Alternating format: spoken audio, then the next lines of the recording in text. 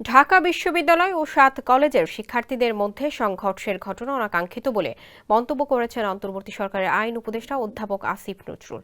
সোমবার সচিবালয় স্বরাষ্ট্র মন্ত্রণালয়ে এক সভা শেষে সাংবাদিকদের প্রশ্নের জবাবে তিনি এ মন্তব্য করেন। সংঘর্ষকে কিভাবে দেখছেন? সাংবাদিকদের এমন প্রশ্নের জবাবে আসিফ নজরুল বলেন, ঘটনাটি অনাকাঙ্ক্ষিত। সংঘাত এড়াতে আগামীতে সরকার আরও বেশি উদ্যোগ নেওয়ার চেষ্টা করবে বলেও আশ্বাস দেন তিনি।